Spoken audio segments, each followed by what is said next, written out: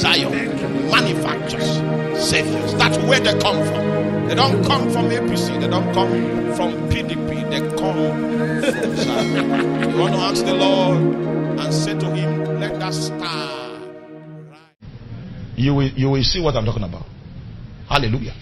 Now, I need to tell you a few things about familiar spirits. Have you ever seen mediums? How many of you have consulted a medium? Maybe before you gave your life to Christ. You went to check an ASMO. Raise the team. Every No, don't be ashamed. And don't be afraid too. Oh yeah. Now, let me teach you something. Everybody that is a medium has a familiar spirit that is attached to him. Satan attaches a familiar spirit.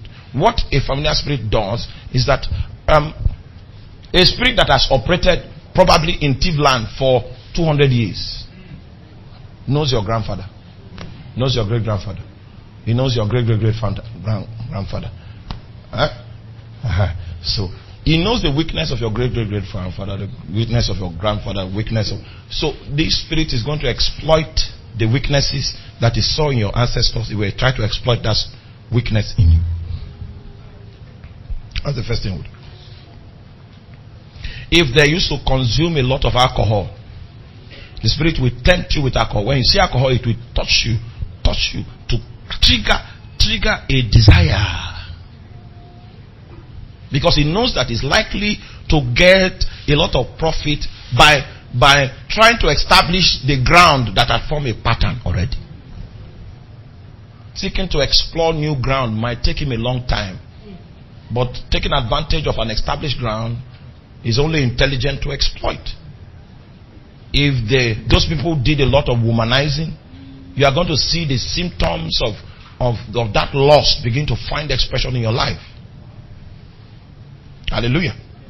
And so if you know that there is a weakness along the line of womanizing your life, you are going to have to do something deliberate and intentional about it.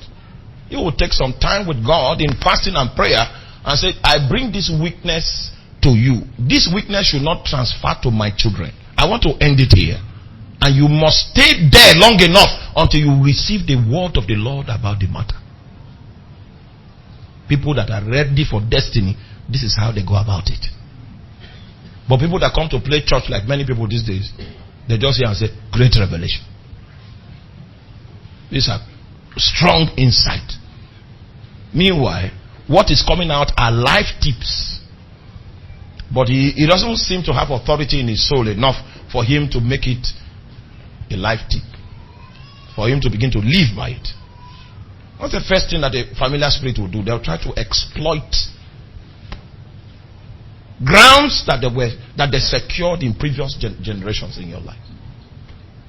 That's the first ground. In fact, if you are rising as a leader in your family and you notice that there's a grace for leadership upon your life, just go and study that family very well. If you have seen things like polygamy there, you will need to go and fight it.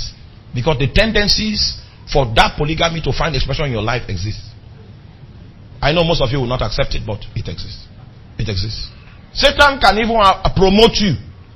Get to a point where you have excess cash. When you get to that point where you have excess cash, you have more money that you need to spend for food, for clothes, you will not know your tendencies until that day comes.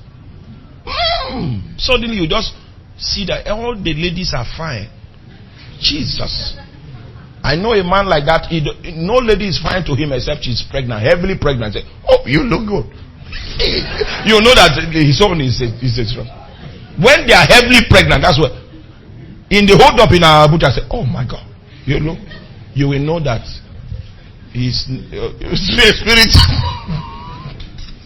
His spirit is involved. So you need to do something about it. See, I've seen this weakness in my bloodline, but it happens to be that I belong to a new family. And I want the spirit of my family, my new family, to speak a word of assurance, guaranteeing that my life will not follow this pattern. Do you know the things I had to fight? Oh, you don't understand. So that you can come out. And it's as if they say, is this man an Igede man? Yes. But you know what? There's nothing of Igede that is in him. Because he took time to dig his well and he drinks from a new fountain now. It doesn't matter where you came from, but all of us will need to do spiritual business. Because this devil we are talking about is a very intelligent, very, very intelligent fellow. Very, very intelligent fellow. So that's the first thing he will do, to try to exploit previous grounds in other generations. Then the second thing he will try to do is to deceive. Let me tell you something. The more you entertain the voice of a familiar spirit, the more your prophetic fountain becomes polluted. You will notice that Jesus, whenever he's casting out devils, doesn't allow the demons speak. Hey, come on, shut up. But these days, in fact, you have not yet arrived in the quarters of spiritual authority if you cannot engage a very profitable conversation with the demon. But you don't know demons.